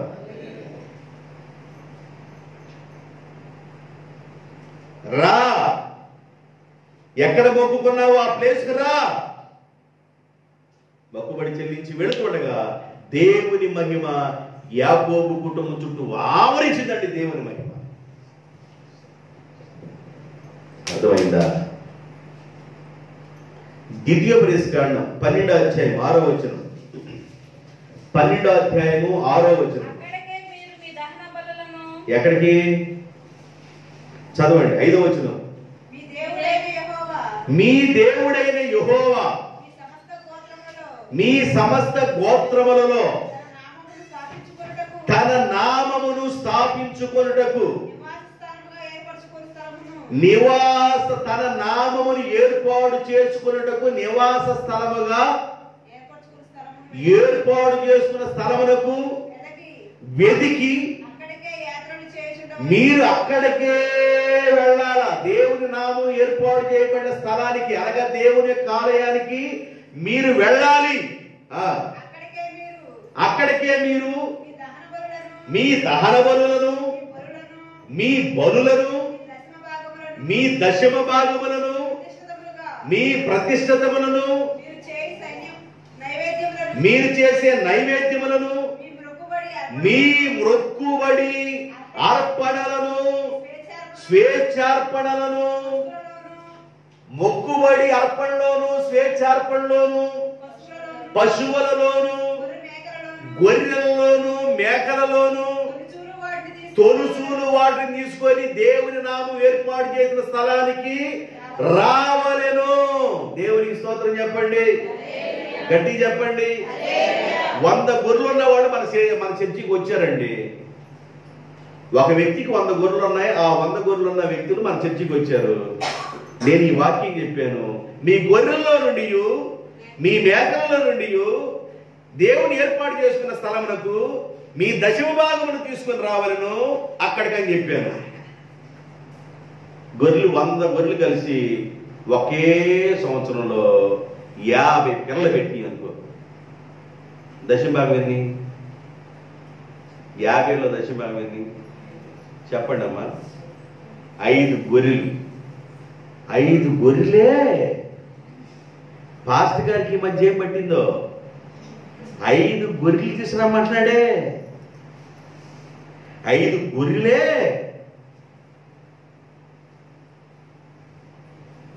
వామ్మో, అయ్యో ఇంకేముంది, 5 గొర్రెలు తీసుకెళ్ళాలి దేవుని మందిరానికి. నేను 5 గొర్రెలే వాళ్ళ దేవునికి. తొలుసూరు కోడి గుడ్డు పెట్టింది. భీము నా గుడ్డు వేసుకొని ఎక్కడ నలిగిద్దారానని దేవనామ స్తోత్రాలు, మీ అందరికి వందనాలు. నా కోడి తొలుసూరు గుడ్డు పెట్టింది. దేవునికే కానిగిద్దాం అనుకున్నాను, అది ఇచ్చింది. తర్వాత టపటప 30 పెట్టింది. ఏంది నేను చెప్పి వాస్తవాలే. 30 పెట్టింది. ఆ గుడ్డులన్నింటినీ పొదకేసేటప్పుడు తండ్రి వేసినైనా ప్రభు, రెండో తండ్రి వేసినైనా ప్రభు వర్షం పెడతాం. 30 పెట్టి 30 కానీ పిల్లలు అయితే తండ్రి వేసిన ఆయన ప్రభు ఈ స్తోత్రం అయ్యా. 30 పిల్లలు అయితే 30 పిల్లలు అయితే సరే, అది ఏం చేసిందంటే తంటాలు పడి కోడి దిక్కుండా 30 పిల్లలు చేసింది. 30 పిల్లలు రెకరెకలాడుకుని చక్కగా తిరుగుతుంది. దేవుడు అన్నాడు, శ్రేష్టమైనది, వంకలేనిది, గూలితనం లేనిది, గుడ్డితనం లేనిది, నడుము వంగిపోకుండాన్నది, మేలిమైంది దేవునికి అన్నారు. దానిలో ఒటాగా పెరుగుతున్నాయి 3 బాగా జమ్ముని ఎదుగుతున్నాయి. సంక్రాంతి వస్తుంది, దీని కానీ కన్ను బాగుంది, కాలు బాగుంది, అసలు గొంపు డొంపు లేకుండా ఉంది, తాగుబడ బాగా పెరుగుతుందని పక్కన వాళ్ళు ఎవరు చెప్పారు. అమ్మాయి ఇది మామూలుగా అమ్మదే కోడే 3000 అమ్మిద్దే. ఈ ఎత్తన మీద కానీ ఎక్కడ పడ్డది కానీ 3000 అమ్మిద్ది. నాకు ఇస్తావా? బలిదానం నేను దేవునికి ఇస్తాను అనుకున్నాను. బలివాడివే 3000 అమ్మినా నేను దేవుడికి ఇస్తా. పీచి మొహం అలాగా ఉండదు. దానిలో ఏదో తీసుకెళ్ళి ఇవ్వడదు. చూశాడు దేవుడు. దేవుడు ఏమో చూశాడా? 30 ఉన్నాయి కదా, ఏదో తీసుకెళ్ళి కాదు, ఉరుముగా ఉన్నదే నేను ఇస్తా. ఎత్తాని 3 బాగా రేట్ వచ్చిందంట అమ్మేసుకుంది. దరిద్రం బాల 3 అమ్మేసుకుంది. 30 పిల్లలు మంచి రేట్ వచ్చిందంట. ఒక్కసారి తట్టోడు తగిలిచ్చేసింది. ఒప్పుకుంది దేవుని దగ్గర. దేవుడి పాస్టర్ గారికి ఏం చూస్తాడు? ఇంకా అమ్మేసుకుంది. దేవుడు ఎట్లా చూశాడు? దానికి వెళ్ళి ఆమెకెళ్ళి కూడా చూశాడు. ఏ మొత్తం అమ్మేశాడు, మరి ఇది ఎందుకు, ఇది అవసరం నీకు, ఇది అవసరం అని తొలకరు వచ్చింది. ఏమొచ్చింది చెప్పండి అమ్మా? తొలకరులో కొత్త జబ్బులు వచ్చినాయంట, హార్ట్ అటాక్లన్నీ దీనికి వచ్చేసింది. ఎత్తనం లేకుండా వెళ్ళిపోయింది. మళ్ళీ అయ్యా ప్రార్థన చేయండి, దేవుని నామ స్తోత్రాలు, మీ అందరి వందనాలు, మళ్ళీ మంచి పెట్ట ఒకటి కొనుక్కున్నాను ఇచ్చినది, అది కానీ ఫలించాలని ప్రార్థన చేయండి ఆయన. అంతకుముందుది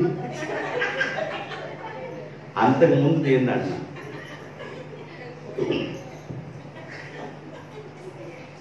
ఒకడు స్కూటర్ అంట కొత్తగా నేర్చుకున్నాడంట. ఏం చేస్తున్నాడు, స్కూటర్ కొత్తగా నేర్చుకున్నాడు, దాని మీద ఎల్ బోర్డు పెట్టుకున్నాడు. స్కూటర్ మీద నేర్చుకుంటా బాగా తిరుగుతున్నాడు, ఎందుకంటే స్కూటర్ కదా, నేర్చుకోవాలని రోడ్డు అమ్మ తిరుగుతున్నాడు. ఒక ముసలమ్మ ఏం చేసిందంటే, ఆమెకి యాక్సిడెంట్ అయిపోయి కాలు ఇరిగింది, దేవుని ద్వారా సెట్ అయిపోయింది. సెట్ అయ్యి ఆమె సెట్ అయ్యేటప్పుడు దేవుని దగ్గర అనుకుందంట 1116 కానికేద్దాం అనుకుందంట. ఎంత? నా కాలు కానీ సెట్ అయితే 1116 దేవా నీ కానికేస్తానని మొక్కుకొని చర్చికి వెళ్ళింది. కాలు సెట్ అయిన తర్వాత చిన్నగా ఎట్టగా నడుస్తూ చర్చికి వెళ్ళిపోయింది.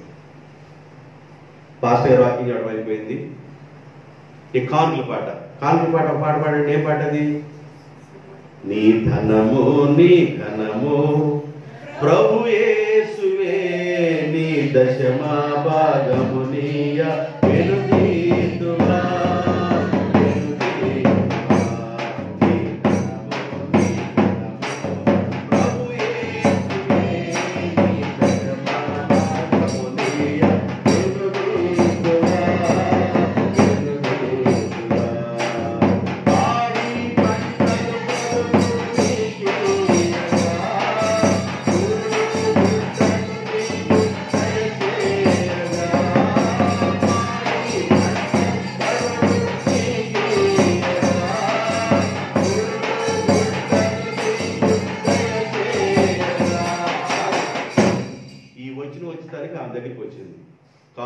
కానుకు సందా వేసుకుంటుందంటే ఈ సందాన్ని ఇట్లా కొట్టుకొని అందరి దగ్గరికి వెళ్తే కాను దగ్గరికి వస్తా ఉంది.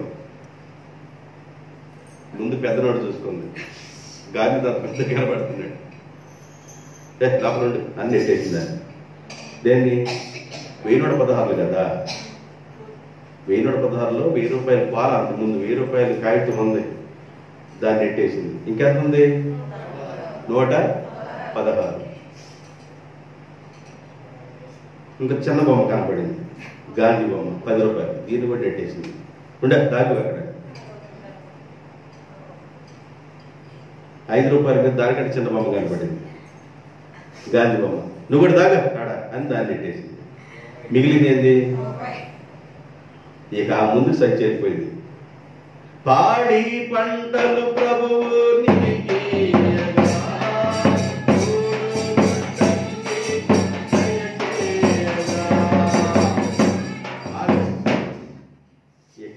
తీసుకొని తప్పామనేసింది, దాంట్లో గల్లుమని మోగింది.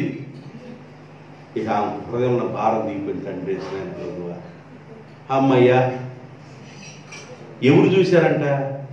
నేను 1116 అనుకుని. ఎవరు చూశారు? ఇప్పుడు ఎంత మిగిలింది? 1115 రూపాయలు మిగిలింది. దేవుని స్తోత్రం. అమ్మయ్య తండ్రి, పాస్టర్ గారు వందనాలంటే ప్రార్థన చేయండి, నా కాలు బాగుపడింది, దేవుడు స్తోత్రాలు, యాక్సిడెంట్ ఆ మధ్య అయింది, నేను లేకలేను అనుకున్నాను, దేవుడిని నడిపించుకొని వచ్చాడయ్యా చర్చికి, నీకు వందనాలు అయినా, మీరు ప్రార్థన చేసినందుకు వందనాలు అయ్యా, దేవా నీ స్తోత్రం అయినా అని చిన్నగా ప్రార్థన చేసుకుని వెళ్ళిపోయి ఆడి అనుభూతి పెట్టుకుని తిరుగుతున్నాడు బయట. ఎవడు? ఆడెప్పుడు తిరుగుతున్నాడు అనుభూతి పెట్టుకొని. ఆయనగా కొత్తగా నేర్చుకుంటున్నాడు స్కూటర్ని, ఎల్బోని పెట్టుకున్నాడు, తిరుగుతున్నాడు, డర్రా డర్రా డర్రా అని. బ్రేక్ ఆగల, పిలుస్తున్నాడు, అమ్మా తప్పుకో, అమ్మా తప్పుకో అన్నాడు. దానికి హార్న్ కూడా లేదు, బ్రేకు బెలూన్ రెండు లేవు. అమ్మా తప్పుకో అన్నాడు. ఏమన్నా కూడా ముసలమ్మ కనపడాల. వెళ్తాం ఏ కాలైతే ఇరిగిందో దాన్ని గుద్దాడు. అయ్యా అటోళ్ళు ఇటోళ్ళు అందరూ సమకూడి ముసలమ్మను కొట్టుకొని గుద్దుతావు ఈ రకంగా అని చెప్పేసి ఆయన గుద్దపోతుంటే, అయ్యలారా ఆయన గుద్దబాకండి అయ్యా. ఏంటి గుద్దిన ఆయన గుద్దబాకండి అయ్యా, తప్పంతా నాదేనయ్యా. ఆయన అంటే వాళ్ళకి అర్థం కావట్లా, తప్పంతా ఏందో వాళ్ళకి అర్థం కావట్లా. ఆయన తన్నబాకండి అయ్యా, తప్పంతా నాదేనయ్యా. 1116 అనుకున్నానా, ఇప్పుడు 1116 కాదు, మరి 10,016 పెట్టాల్సి వచ్చిందయ్యా మళ్ళీ ఈ కాలుకి. ఏమండి, నీవు మొక్కుకున్న మొక్కుబడి దేవుని నామం ఏర్పాటు చేసిన స్థలానికి నీవు దేవుని సన్నిధికి నీ మొక్కుబడి తీసుకెళ్ళదుగాక. దేవునికి స్తోత్రం. దేవుడు నీకిచ్చే దానిలోనేనండి. దేవుడు ఒకవేళ నీకు ఎంత ఇస్తున్నాడో, 10,000 ఇస్తున్నాడా, 20,000 ఇస్తున్నాడా, 50,000 ఇస్తున్నాడా, 5,000 ఇస్తున్నాడా, 2,000 ఇస్తున్నాడా, నీకిచ్చే దానిలో నుండి నీవు దేవునికి దశమ భాగం తీసుకెళ్ళాలి. ఏ భాగం తీసుకెళ్ళాలి? దశమ భాగం తీసుకెళ్ళాలి. దశమ భాగం తీసుకెళ్లకుండా రాంగలే కాస్త జీతం వచ్చిన తర్వాత ఆ పైన నోటు, ఒక 100 రూపాయల నోటు పీకి తండ్రేసిన ప్రభు అని దేవుని దగ్గర పెట్టడం కాదు. ఇది కాదు నువ్వు నేర్చుకోవాల్సింది. అసలు నేర్చుకోవాల్సిన భక్తి ఇది కాదు. పాస్టర్ గారు ఏంది ఇట్లా చదువుతున్నాడు అనుకుంటారేంది మీరు? పాస్టర్ గారు అట్ట చదవట్లేదు, బైబిల్ చదువుతుంది అట్లాగా. పాలు పాస్టర్ గారు అట్ట చదువుతున్నాడు అనుకోబాకు, నువ్వు అట్ట చెప్పుకుంటే పప్పులో కాలేస్తావు. బైబిల్ చదువుతుంది ఎలాగా? యెహోవా నామమును ఏర్పాటు చేసిన స్థలమునకు నీ మొక్కుబడులను, నీ ప్రతిష్టార్పణలను, నీ దశమ భాగములను, గొర్రె మేక మందల్లో నుండి అవి దేవుని యొక్క మందిరానికి తీసుకెళ్ళదుగాక. ఇక్కడ మొన్న ఒక రైస్ బాస్తా ఉంది, మెట్టగోడపాలలో ఉన్న మోతి అని మన దగ్గర ప్రార్థనకు వచ్చింది. వాళ్ళ సిస్టర్ గారు తెనాల్లో ఉంది. వాళ్ళ సిస్టర్ గారు మొక్కుకుంది. ఆమె హాస్పిటల్లో బాగా ప్రార్థన చేయడానికి వెళ్ళాను. ఆ రైస్ బ్యాగ్ని మెట్టగోడపాలకు పంపించింది. నాకు మోతి సిస్టర్ ఫోన్ చేసింది, అయ్యా మరి మా అక్కగారు రైస్ బ్యాగ్ పంపించారయ్యా, మీరు వచ్చి తీసుకెళ్ళండి అయ్యా. నా కారు అటు వెళ్ళింది, నేను బైక్ వేసుకున్నట్టు వెళ్తూ ఉంటాను. నేను అన్నాను, నేను రాకూడదమ్మా, ప్రార్థన చేయడానికి రమ్మను, వస్తా. రైస్ బ్యాగ్ మీరే మోసుకొని దేవుని మందిరానికి రండి అని చెప్పాను. రైస్ బ్యాగ్ ఎత్తానంటే ఏంది పాస్టర్ గారికే అంటే తీసుకెళ్ళడంట అని అనుకోవాలా. మోసుకొని ఆమె కూతురు, వాళ్ళ తల్లి, ఇంకో పాప మోసుకొని దేవుని మందిరానికి తీసుకొని వచ్చారు. దేవునికి స్తోత్రం. రైస్ బ్యాగ్ తీసుకొచ్చారు. నేను అన్నాను, మీ రైస్ బ్యాగ్ కోసం నేను రావటం 5 నిమిషాలు, ఒక పిల్లోడు పంపించినా తీసుకొస్తారమ్మా. నేను ఎందుకు రాలేదు, ఒక పిల్లోడు కూడా ఎందుకు పంపలేదంటే, దేవుని మందిరానికి మీరు అనుకున్నది ఏదో మీరే మోసుకొని రావాలి, అది మీకు దీవెనమ్మా అని తెలియనుడు కాబట్టి కాస్త 2 మాటలు చెప్పించి ప్రార్థన చేసి పంపించాను. దేవుని మందిరానికి నేను ఇస్తాను అంటే ఆయన నుంచి తీసుకెళ్ళటానికి ఏంది అనకూడదు. దేవుని మందిరానికి నువ్వేమిస్తానన్నావు అది నువ్వే తీసుకురావాలి, అది నీకు ఆశీర్వాదం. దేవునికి స్తోత్రం. హల్లెలూయా. మీకు ఇదంతా అర్థమవుతుంది అనుకుంటున్నాను. యాకోబు యొక్క బలిష్ఠునికి నేనేం చేసుకున్నాను? మొక్కుబడి చేసుకున్నాను. మొక్కుబడి చేసుకుంది దేవుని యొక్క సన్నిధికి నువ్వు తీసుకొని రావాలి. ప్రసంగి గ్రంథం 5వ అధ్యాయము 4వ వచనం. 5వ అధ్యాయము 4వ వచనం. నీవు దేవునికి మొక్కుబడి చేసుకున్న ఎడల దానిని చెల్లించుటకు ఆలస్యము చేయవద్దు. నీవు దేవునికి మొక్కుబడి చేసుకున్న ఎడల దానిని చెల్లించటానికి ఆలస్యము చేయకూడదు.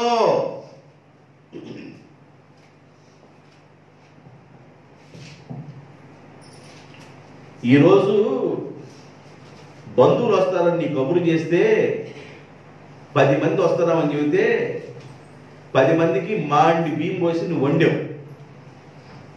10 మంది రాలా, మాండి అన్నం ఆగిపోయింది. 3 రోజుల తర్వాత తినకూడదా? మాండి అన్నమేగా. మనకే కదా మనం వండుకుంది, అన్నమేగా మనం వండుకుంది. 3 రోజులు తినకూడదు ఆలస్యంగా, అంటే ఈ రోజు తినాల్సింది 3 రోజులు తినకూడదు. తింటాం మనం, తినొచ్చుగా, ఏమైంది చెప్పండి అమ్మా. మెత్తబడింది, ఇంకా నీరు కారింది, ఇంకా వాసన వచ్చింది. 3 రోజులకే మెత్తబడి నీరు కారి వాసన వస్తేనే దాని జోలికి మనం వెళ్ళమే.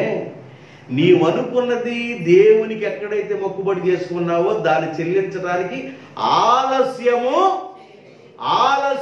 చేయకూడదు. ఆ మధ్య కుటుంబ ప్రార్థన పిలిస్తే వెళ్ళా ఒక ఊర్లో. దేవుని నామములకు స్తోత్రాలు, మీ అందరికీ వందనాలు, సమయం ఇచ్చిన సేవకులకు వందనాలు. ఈ కోటం నేను 2 సంవత్సరాల క్రితం పెట్టుకోవాల్సిన కోటం. ఎన్ని సంవత్సరాల క్రితం అంట? 2 సంవత్సరాల క్రితం పెట్టుకోవాల్సిన కోటం ఇప్పుడు తీరింది నాకు అని అంటే, నీవు ఆలస్యం చేసినట్ల, తొందరగా పెట్టుకున్నట్ల? బైబిల్ ఏం చేసింది తెలుసా? దేవుని కార్యములను అశ్రద్ధగా చేయువారు, చెప్పండి, పూర్తి చేయండి మీరు. దేవుని కార్యములను అశ్రద్ధగా చేయువారు శాపగ్రస్తులగుదురు. దేవుని కార్యాలను అశ్రద్ధగా చేయకూడదండి, అశ్రద్ధగా ఉండకూడదు. భయం ఉండాలి, దేవుడంటే భయం ఉండాలి, దేవుడంటే భక్తి ఉండాలి, దేవుడంటే ప్రేమ ఉండాలి. దేవుని కార్యాలను అశ్రద్ధగా చేయకూడదు, శ్రద్ధగా చేయాలి. దేవుని మందిరాన్ని కూడా శుభ్రంగా ఉంచుకోవాలి. దేవుడు సంచరించే స్థలం, దేవుని ప్రసన్నత ఉండే స్థలం, దేవుని మహిమ ఉండే స్థలం, శుభ్రంగా ఉంచుకోవాలి దేవుని మందిరాన్ని. యాక్చువల్గా మనం నడిచి వచ్చేటప్పుడు మన కాళ్ళప్పటి దుమ్ము ధూళి మొత్తం వస్తూ ఉంటుంది. మళ్ళీ దాన్ని మనం ఊడ్చుకోకుండా 4 రోజుల తర్వాత ఊడ్చుకుందాం అనుకుంటే ఆడ కూర్చుంటామా? శుభ్రంగా ఉంచుకోవాలి. దేవుని మందిరాన్ని శుభ్రంగా ఉంచుకోవాలి. దేవుని సన్నిధానంలో శుభ్రంగా ఉండాలి. దేవుడు సంచరించే స్థలం శుభ్రంగా ఉండాలి. అప్పుడు దేవుని ప్రసన్నత అక్కడ ఉండింది. దేవునికి స్తోత్రం.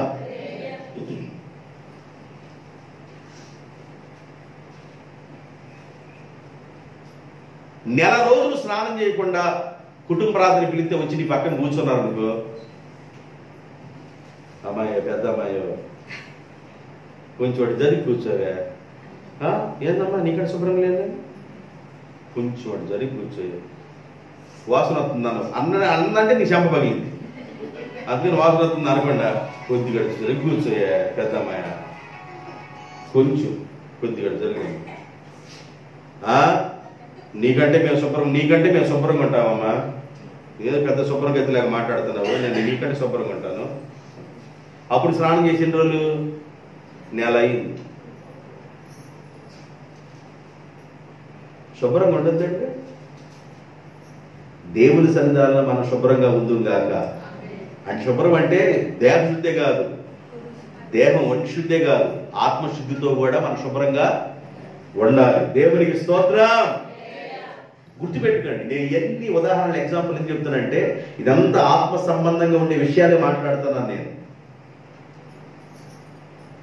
నీకు ఏదన్నా ఒకటి చేయడం కుదరదు, నేర్చుకోవాలి. ఇప్పుడు నుంచో తినాలనిపిస్తుంది గారి వేయటం కుదరట్లా. ఒక ఆమెకి గారి వేయటం కుదరతుందా? నీకే సార్ నేను అట్లేదమ్మా, నాకు తెలియదమ్మా, నేను వాకింగ్ చెబుతున్నాను, కుదరదంట. ఇది నేర్చుకోవాలి. ఎట్టగేస్తుందో, పప్పు ఎట్టా పడుతుందో, లోపల పంటి కింద పడి కటాకటాన్ని మోగుతుంటే బాగుంటుందంట. చెంటంటే ఎట్టగేస్తుంది నేర్చుకోవాలని అనుకుందంట. వెళ్ళిపోయి ఏం దాకా ఏం చేస్తున్నావు అని వెళ్ళిందంట. ఆ అమ్మాయి ఏం చేసిందంటే ఆ గుడ్డ మీద గారిని ఎట్ట కదివి దాని లోపల ఎట్ట సిలి చేసి ఎట్టగేసి అట్ట వేసిందంట బాండీలో.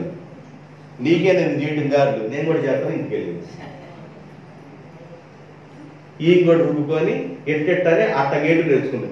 దాన్ని తిప్పడం నేర్చుకోవాలి. చూడలేదుగా, వేసిందాకే ఉంది, తిప్పొద్దు.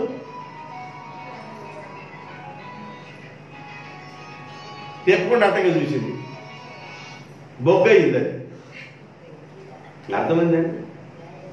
నేర్చుకోవాలి, లోబడి మనకు తెలియంది అడిగి తెలుసుకోవాలి.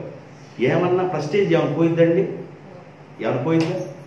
నీ పంట శుభ్రంగా వచ్చిందిగా, అక్క ఇది ఎట్ట చెయ్యాలి, తినేటప్పుడు అబ్బా అబ్బా అబ్బా అబ్బా ఏం బాగుందో అక్క, ఎట్ట చేశాక అని ఏమేమి వేస్తున్నావు, ఏ టైంలో ఎట్లా చేయాలి, ఎంతెంత అడిగి తెచ్చుకోవడం తప్ప ఆడాను మొగుడు ఆడించుకొని అబ్బా అబ్బా అని చెప్పివి. ఇంటికి వచ్చిన తర్వాత మొగుడు పెట్టడం ఓహో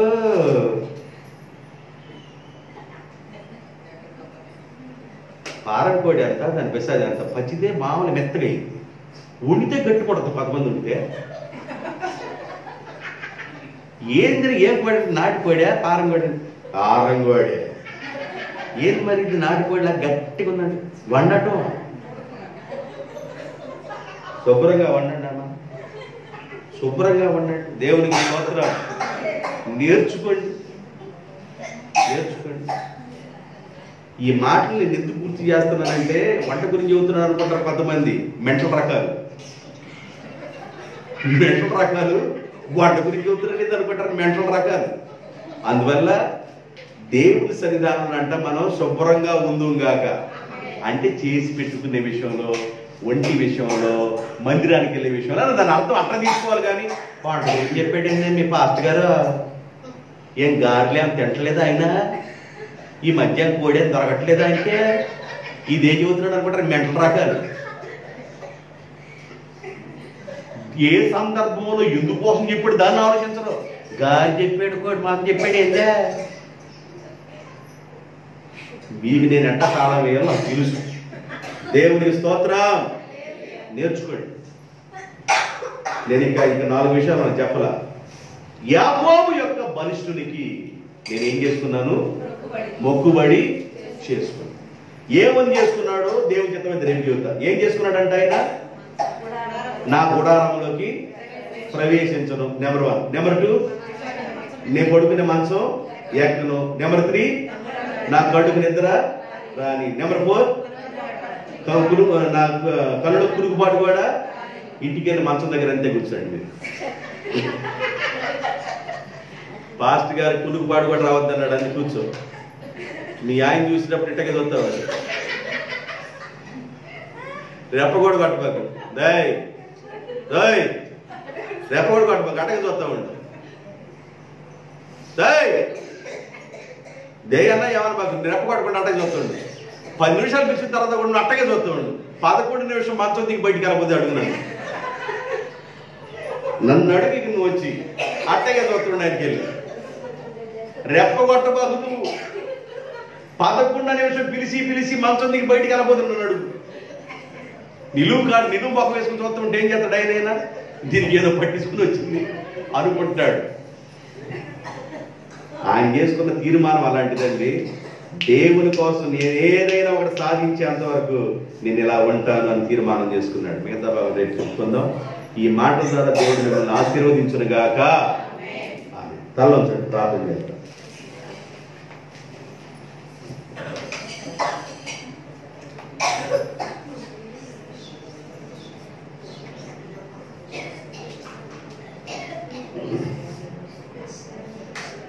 పరిశుద్ధుడైన తండ్రి, పరిపూర్ణుడైన మా ప్రభువా, మాకు సాలినవాడ, మీ పరిశుద్ధమైన పాదములకు స్తుతి స్తోత్రాలు చెల్లిస్తున్నాం.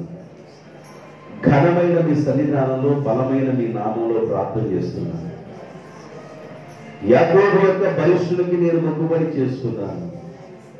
నా పాదంలో నుండి విడిపించే దేవునికి నేను ఒక మాట ఇచ్చాను. ప్రమాణపూర్వకంగా నేను ఒక మాట ఇచ్చాను. ఆ మాటలో నేను నిలబడతానని మొక్కుబడి చేసుకున్నాడు. చేసుకున్న మొక్కుబడులు చెల్లించాలని, మాటలో నిలబడి ఉండాలని ఈరోజు మీరు మాతో మాట్లాడేందుకు స్తుతులు స్తోత్రాలు. విద్యల సువార్తకు నీరు కట్టి ఫలింపచేయండి, హృదయంలో ముద్రించి భద్రపరచండి.